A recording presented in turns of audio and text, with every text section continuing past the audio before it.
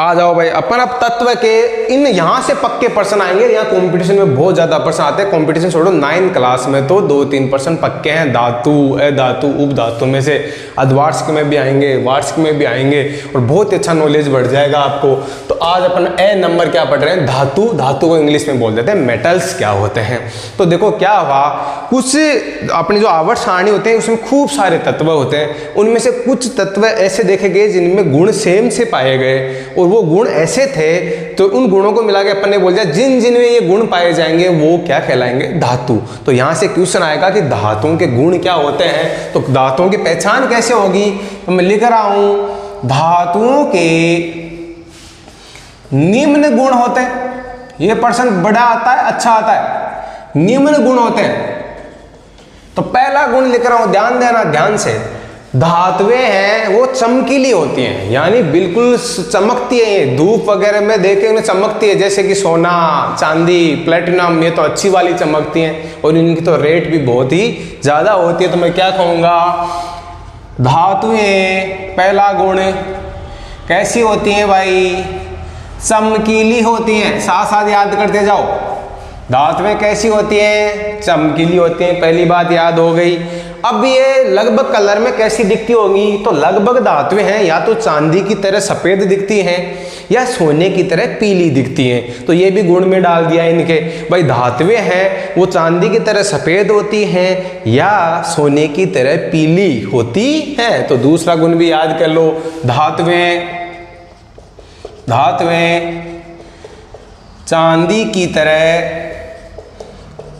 की तरह बिल्कुल प्योर एनसीईआरटी है, चांदी की तरह सफेद या सोने की तरह है पीली होती हैं। कैसी होती हैं, पीली होती हैं। पूरी की पूरी लाइन याद हो गई। तीसरा गुण क्या हो जाएगा रे, अपने सीक्वेंस में पढ़े, ये ताप व ऊष्मा की चालक होती हैं। ताप और ऊष्मा की बिजली या बिजली मान लो ताप की भी चालक होती है, यानी इनको आप गर्म करोगे तो ये हीट को एक जगह से दूसरी जगह ट्रांसफर कर देगी।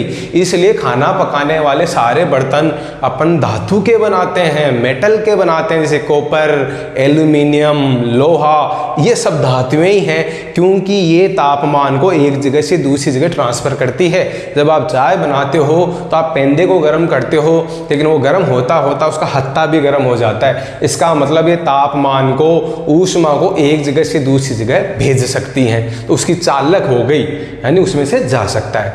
इसी प्रकार से घर में बिजली के तार वो तांबा वगैरह के बनाए जाते हैं, तो उसमें से भी बिजली प्रवाहित हो सकती है। बिजली का मतलब हो गया विद्युत, अर्थात ये विद्युत की भी क्या होती है, चालक। तो अच्छा पॉइंट है, बहुत ही शानदार पॉइंट है। क्या लिखूंगा, धातु ऊष्मा ताप व विद्युत की चालक होती हैं। कैसी होती हैं, चालक होती हैं।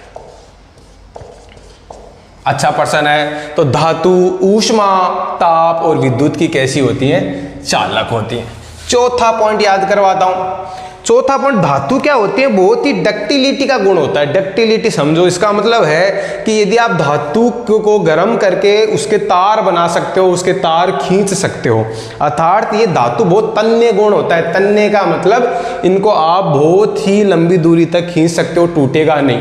जैसे सोने के अंदर भी ये गुण पाया जाता है, सोने को पिघलाते हैं, नरम करते हैं, फिर उससे कोई भी ज्वेलरी वगैरह बना सकते हैं, उससे बड़े बड़े तार भी खींच सकते हैं। तो धातुओं को ऐसा किया जा सकता है, अर्थात ये तन्य होती हैं, अर्थात धातुओं को खींचकर तार बनाए जा सकते हैं। ये गुण है भाई धातु में, बहुत फ्लेक्सिबल होती हैं। ये तन्य होती है, अर्थात धातुओं को खींचकर तार बनाए जा सकते हैं, यानी इस गुण को डक्टिलिटी बोलते हैं। तो मैं इंग्लिश में तक लिख देता हूं यहाँ, डक्टिलिटी। एक लाइन में, एक शब्द में बोलना हो, उसको एक वर्ड में बोलना हो, तो इस पूरी लाइन को क्या कह सकते हैं, डक्टिलिटी। तो प्रॉपर्टी ऑफ डक्टिलिटी किसमें पाई जाती है, मेटल्स में।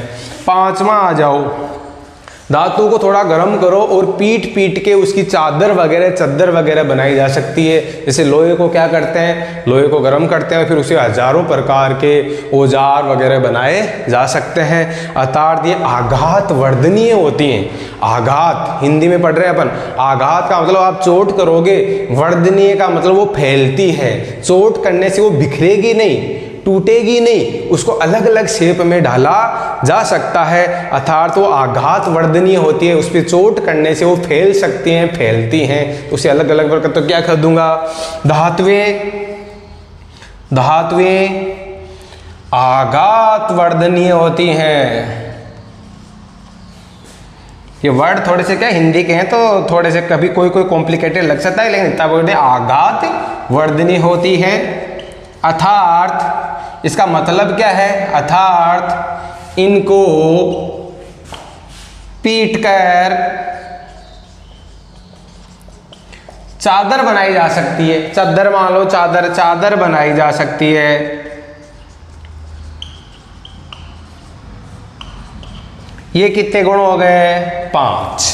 और छठवां गुण 6 नंबर गुण बहुत ही नॉर्मल है। आप स्कूलों में देखते होंगे जब घंटी बजाते हैं तो वो प्रतिध्वनि, जो भी आपकी घंटी बनी हुई होती है वो धातु की बनी हुई होती है, उस पर यदि अपन चोट मारते हैं तो सामने से बहुत तेज आवाज़ निकालती है, जिसको कहते हैं प्रतिध्वनि। ध्वनि के विपरीत आने वाली ध्वनि, यदि आप कुछ उस पर चोट करोगे तो बहुत तेज आवाज़ आएगी, तो वो धातु में से आती है। तो ये घंटी वगैरह सब धातुओं की बनी हुई होती है।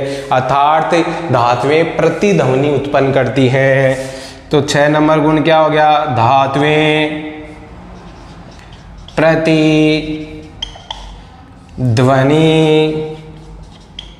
उत्पन्न करती है।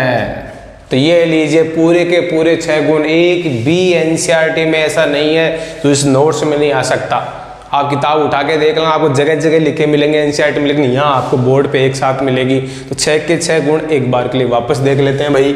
धातुएं चमकीली होती हैं, याद हो गया, चमकती रहती हैं। ये धातुएं चांदी की तरह सफ़ेद हो सकती हैं, चांदी की तरह सफ़ेद या सोने की तरह पीली होती हैं। ये 2 ही कलर कॉमन मिलते हैं, और भी कलर मिल सकते हैं, लेकिन 9th क्लास के सिलेबस में ये लाइन है तो अपन को याद करनी है।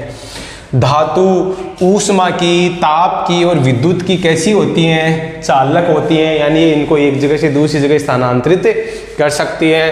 ये तन्ने होती हैं, तन्ने का मतलब इनसे तार खींचे जा सकते हैं। अर्थात धातुओं को खींचकर तार बनाए जा सकते हैं। और इस गुण को, इस प्रॉपर्टी को डक्टिलिटी बोलते हैं। याद हो गया। आ जाओ, धातुएं आघात वर्धनीय होती हैं, अर्थात इनको पीट पीट कर चादर बनाई जा सकती हैं। ये लोहा अपने फेमस उदाहरण है। और छठवां 6 नंबर गुण क्या हो गया, धातुएं प्रतिध्वनि उत्पन्न करती हैं। 6 के 6 गुण लिख के आओगे तो पूरे नंबर आपको मिलेंगे। ये लिखिए आप। फिर अपन कुछ फेमस धातु हैं जो उनके नाम और उनके प्रतीक चिन्ह, यानी उनको शॉर्ट फॉर्म में प्रतीक में कैसे लिखते हैं, जैसे कार्बन को C लिखते हैं, तो वैसे कुछ बढ़िया बढ़िया धातु लिखूंगा मैं जो तुम्हारे सिलेबस में है और कंपटीशन में बहुत काम की हैं। तो वो लिखूंगा और उनके प्रतीक लिखूंगा, यानी उनके रासायनिक सूत्र लिखूंगा, वो याद करने हैं आपको। तो आप ये पहले नोट डाउन कीजिए।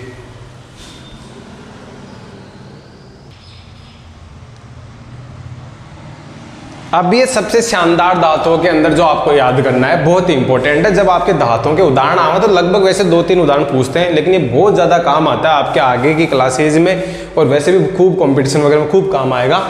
धातुओं के उदाहरण हैं, ये फेमस धातु हैं जो बहुत ज़्यादा नाम आएंगे इनके आगे जाके, तो आपको सबको याद करनी है। और इन धातुओं के उदाहरण हैं और उनके रासायनिक सूत्र हैं, यानी उनको कैसे प्रतीक के रूप में लिखते हैं, ये सभी के लिए इंपॉर्टेंट है। अच्छे से इनको नोट डाउन करना, ध्यान से सीखना। कुछ को मैं स्टार लगाऊंगा, वो थोड़े से अलग दिखेंगे तो वो ज़्यादा एग्जाम में आते हैं। जैसे पहला उदाहरण चलते हैं। पहला उदाहरण है पारा, जिसको इंग्लिश में बोलते हैं मरकरी, और इसको लिखते हैं Hg से। बहुत ही इंपॉर्टेंट है, ध्यान रखना। ये धातु पारा एक धातु है। ये ज़्यादा फेमस किस लिए मैं बताता जाता हूँ, फिर आगे लिखवाऊंगा भी। पारा कमरे के ताप पे द्रव अवस्था में पाई जाती है, इसलिए ये इंपॉर्टेंट है। यानी कमरे के ताप पे आप किसी भी धातु को देखोगे, सोना, चांदी, लोहा, प्लेटिनम, जिंक, कॉपर, ये सब ठोस अवस्था में पाए जाते हैं। बट यही एक ऐसी धातु है पारा, एक ही है, एकमात्र। तो ये क्वेश्चन आता है एग्जाम में तुम्हारे 9th में भी, एकमात्र ऐसी धातु का नाम बताइए जो कमरे के तापमान पर द्रव अवस्था में पाई जाती है। तो पारा लिक्विड अवस्था में पाई जाती, याद कर लो। तो पहला याद हो गया, पहला पारा नाम ये और Hg में, ये इंग्लिश नाम है, याद कर तो ठीक, नहीं याद करो तो भी चलेगा। दूसरा एग्जाम्पल सिंपल है, लोहा। लोहे को इंग्लिश में आयरन बोल दिया, लेकिन इसका संकेत होता है Fe। क्या होता है? Fe, याद करो, बहुत ज्यादा आता है Fe। फिर सोना यानी गोल्ड, गोल्ड का बहुत इंपॉर्टेंट है, Au से रिप्रेजेंट करते हैं। इसमें देखो इसकी स्पेलिंग में तो G आता है, यहाँ क्या संकेत क्या है? Au। ये ऐसा क्यों होता है? ये पहले के बने हुए कुछ प्रतीक हैं तो ऐसे ही चलते आ रहे हैं, तो ये बहुत इंपॉर्टेंट है। तो मैंने इंपॉर्टेंट कौन कौन से बताए, एक तो ये इंपॉर्टेंट बता दिया, और एक जैसे सभी इंपॉर्टेंट होते हैं, पूरी एनसीईआरटी इंपॉर्टेंट है, बट फिर भी इनको ध्यान से देखना है आप लोगों को। तो सोना, गोल्ड, और गोल्ड को कैसे लिखेंगे? AU। पहला अक्षर कैपिटल लिखना है और दूसरा अक्षर स्मॉल लेटर लिखना है, ध्यान रखना। फिर आ जाओ चांदी, चांदी को बोलोगे सिल्वर, सिल्वर तो AG, बहुत ही इंपॉर्टेंट है। AU तो सोना हो गया और AG आपकी चांदी हो गई। फिर आ गया तांबा यानी कॉपर, कॉपर को लिख देंगे Cu से। आगे चलते हैं एल्यूमिनियम, इसको किससे लिख देंगे? Al से। प्लेटिनम, प्लेटिनम को किससे लिख देंगे? Pt से। तो कितनी धातुएं हो गई भाई? 7 धातुएं। 8वीं आ जाओ टाइटेनियम, किससे लिख देंगे? Ti से। ये इंपॉर्टेंट है, थोड़ा नाम के अनुसार इसका नाम नहीं बोलते। सीसा, इंग्लिश में इसको लेड बोलते हैं, हिंदी में सीसा और इंग्लिश में लेड। ये कांच वाला शीशा वो शीशा नहीं है, ये मेटल का नाम है सीसा, जिसको इंग्लिश में लेड बोलते हैं। और इसका प्रतीक बहुत ही अलग होता है, Pb, ध्यान रखना, एग्जाम में आता है Pb। फिर आ जाओ सोडियम, सोडियम को किससे लिखते हैं? Na से। सोडियम की स्पेलिंग में तो S आता है, लिखते हैं Na से। ये वही वाला सोडियम है जो नमक में पाया जाता है, NaCl, Na, सोडियम, ठीक है। पोटेशियम, पोटेशियम में नाम में तो P आता है, बट इसका संकेत क्या होता है? K, बहुत इंपॉर्टेंट, ये सारे इंपॉर्टेंट है, नाम कुछ अलग है, संकेत कुछ अलग है। तो सोडियम को Na, ना, पोटेशियम को K, और कैल्शियम, कैल्शियम वही है जो तुम्हारी हड्डियों में पाया जाता है, तो कैल्शियम, कैल्शियम को किससे लिख देंगे? Ca से। तो ये तो इसकी अपनी स्पेलिंग के अनुसार ही है।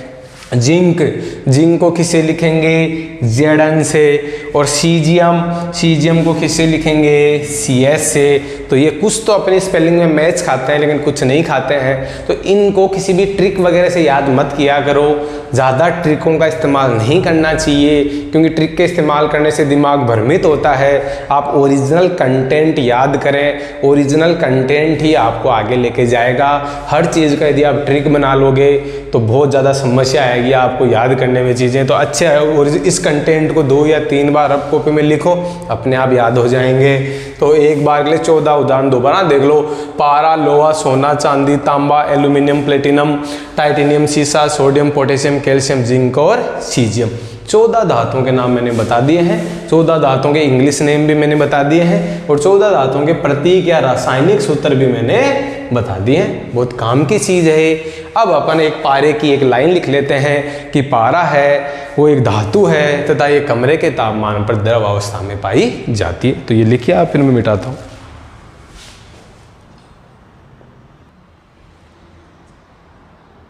धातुओं में ये 2 शानदार लाइन और देख लो, बस फिर आपका काम हो गया 9th क्लास का। पारा Hg यह एक धातु है, ध्यान रखना, अभी बता दिया। यह कमरे के तापमान पर कैसी होती है? द्रव होती है। प्रश्न आएगा कमरे के तापमान पर द्रव अवस्था में पाई जाने वाली धातु कैसी होगी? पारा। बाकी धातुएं कमरे के तापमान पर ठोस होती हैं, बाकी सारी धातुएं होती हैं वो कमरे के तापमान पर कैसी होती है? ठोस। एनसीईआरटी की एक शानदार 1% और एनसीईआरटी में गैलियम जिसको Ga से लिखते हैं, सीजियम जिसको Cs से लिखते हैं, ये दो धातुएं होती हैं। ये कमरे के ताप से कुछ अधिक ताप पर द्रव होती है, यानी कमरे के ताप पर तो ये ठोस ही होती हैं, थोड़ा सा तापमान बढ़ा दोगे ना, लगभग 2-3 डिग्री ऊपर ही कर दोगे, लगभग 39-40 के आसपास कर दोगे ना, तब तक तो ये क्या हो जाएगी, द्रव में। तो गैलियम तथा सीजियम धातुएं कमरे के तापमान से कुछ अधिक ताप पर, हर लाइन को ध्यान से पढ़ने की आदत डालो, कमरे के ताप से कुछ अधिक ताप पर द्रव होती हैं, कमरे के तापमान पर तो ये भी क्या होती हैं, ठोस ही होती हैं। तो 2 लाइनें याद और कर लो, पारा द्रव होता है कमरे के तापमान पे, बट गैलियम और सीजियम है कमरे से थोड़े ज्यादा तापमान के ऊपर जाके द्रव होती है, वरना कमरे के तापमान पे तो ठोस ही पाई जाती है।